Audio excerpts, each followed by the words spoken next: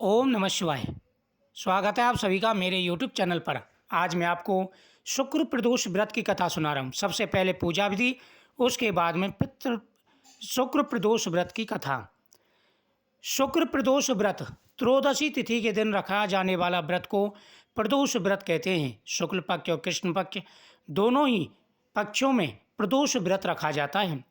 प्रदोष व्रत वाले दिन सबसे पहले सुबह स्नान करते समय जल में गंगा जल डालकर के स्नान करें। उसके बाद में भगवान शिव की पूजा करें। सबसे पहले भगवान शिव का अभिषेक करना है। दूध से या पंचामृत से या सादा जल से आप कर सकते हैं। अगर दूध से करते हैं तो बहुत ही अच्छी बात है। उसके बाद सादा जल से स्नान कराएं। शिव परिवार की पूजा की जाती है। उसके बाद में भगवान शिव को भस्मी और माता पार्वती को रोली, भगवान गणेश जी को रोली और बाकी सभी को चंदन समर्पित करें। भगवान शिव को भस्मी के बाद में आप अक्षत चढ़ाएं, भगवान शिव को पुष्प चढ़ाएं, भगवान शिव को आप फल चढ़ाएं, भगवान के सामने दीपक जलाएं तथा माता पार्वती के सामने श्रृंगार समर्पित करें। माता पार्वती से प्रार्थना करें कि हे मातेश्वरी, आप हमारे ऊपर अपनी कृपा दृष्टि बनाए रखें। माता पार्वती प्रसन्न होकर के हर प्रकार की मनोकामना पूरी करती हैं तथा भगवान शिव का आशीर्वाद प्राप्त होता है। इस बार प्रदोष व्रत 13 तारीख का रखा जाएगा। शुक्र प्रदोष व्रत और इस व्रत में भगवान शिव और माता पार्वती की विशेष रूप से आराधना की जाती है। यह व्रत संतान प्राप्ति के लिए बहुत ही शुभ माना जाता है तथा इससे घर में सुख और समृद्धि बढ़ती है। जो व्रत शुक्रवार के दिन पड़ता हो उसे शुक्र प्रदोष व्रत कहा जाता है। इसे भगवान शिव का पूजन किया जाता है और शिव परिवार की पूजा की जाती है। जब आप भगवान की पूजा कर लें, भगवान के सामने आप संकल्प करें।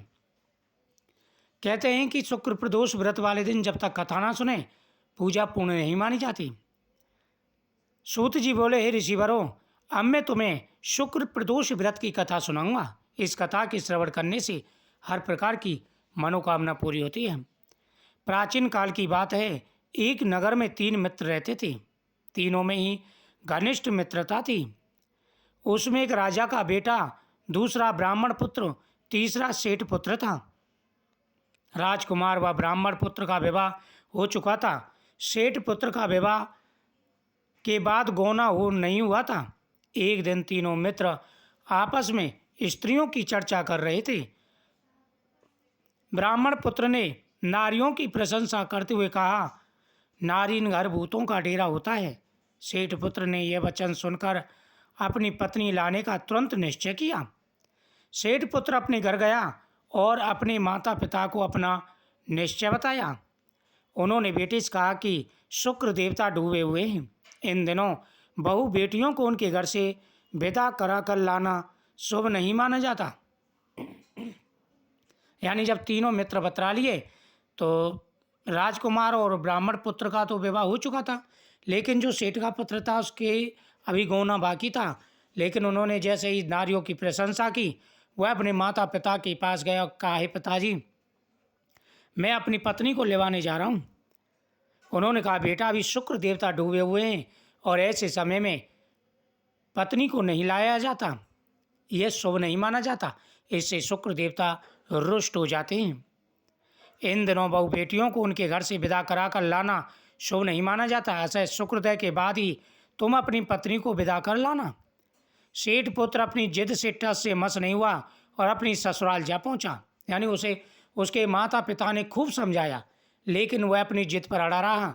उसने कहा, चाहे कुछ भी हो जाए, लेकिन मैं अपनी पत्नी को लेकर ही आऊँगा। वह जिद करके ससुराल पहुंच गया। सास ससुर को उसके इरादे का पता चला। उन्होंने उसको समझाने की कोशिश की। उन्होंने कहा कि हे दामाद जी, आप बेटी को लेवा करके मत ले जाइए, क्योंकि अभी शुक्र डूबा हुआ है और ऐसे समय में अगर बहू बेटी को ले जाते हैं तो शुक्र देवता नाराज हो जाते हैं और कई प्रकार की परेशानियों का सामना करना पड़ सकता है। लेकिन वह अभिमान में था। उसे ये था कि उसका कोई कुछ नहीं बिगाड़ सकता। उन्होंने कहा, आप बेबात की बातें न बनाइए, ये सब व्रत की बातें हैं, मैं इनको नहीं मानता। मैं तो अपनी पत्नी को लेवा कर ही ले जाऊंगा।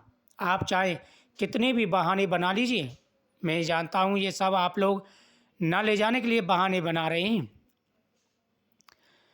सास ससुर ने उन्हें खूब समझाने की कोशिश की, परंतु वह नहीं माना।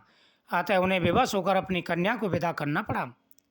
ससुराल से विदा होकर पति पत्नी नगर से बाहर निकलते ही उनकी बैलगाड़ी का पहिया टूट गया और एक बैल की टांग टूट गई। जैसे वह पत्नी को लेकर के नगर के बाहर पहुंचा, तो नगर के बाहर जाते ही उसकी जो बैलगाड़ी थी उसका पहिया टूट गया और एक बैल था उसकी टांग भी टूट गई। अचानक से यह देख करके उसे बड़ा क्रोध आया और उसकी समझ में नहीं आया कि ये सब क्या हो रहा है।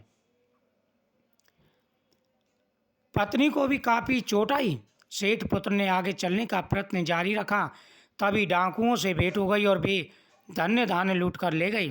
एक तो जैसे ही वो नगर से बाहर निकले, नगर से बाहर निकलते ही उसकी गाड़ी का पहिया टूट गया और बैल की टांग टूट गई, साथ ही उसकी पत्नी को भी बड़ी चोट आई। उस नगर से आगे जाकर के घना जंगल था, उस जंगल में होकर के गुजरना पड़ता था।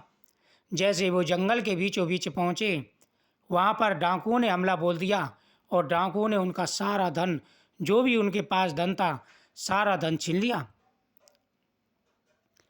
सेठ का पुत्र पत्नी सहित रोता पीटता अपने घर पहुंचा। जाते ही उसे सांप ने डस लिया। अब विपता के ऊपर विपता आती चली गई। पहले तो बैल का पहिया टूटा, बैल की वो गाड़ी का पहिया टूटा, बैल की टांग टूटी, पत्नी को चोटें आईं। उसके बाद में डाकुओं ने उनको लूट लिया।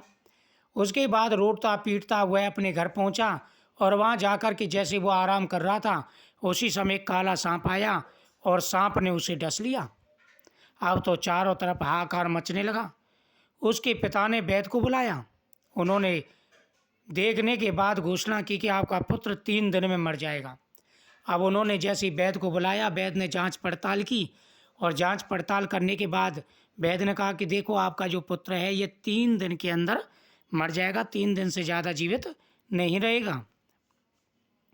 उसी समय इस घटना का पता ब्राह्मण पुत्र को लगा।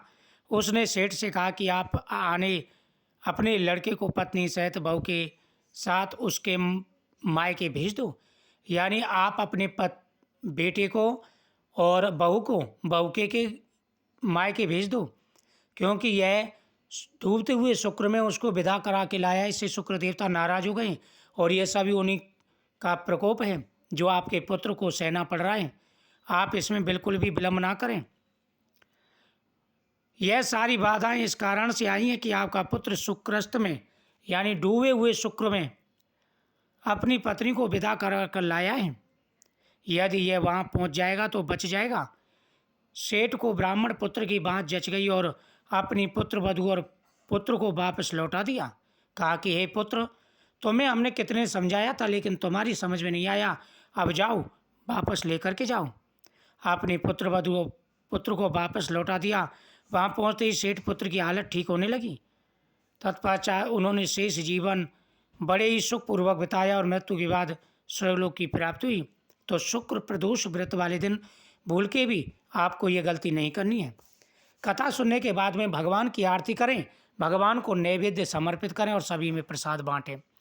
ओम नमो भगवते वासुदेवाय नमः। ओम नमः।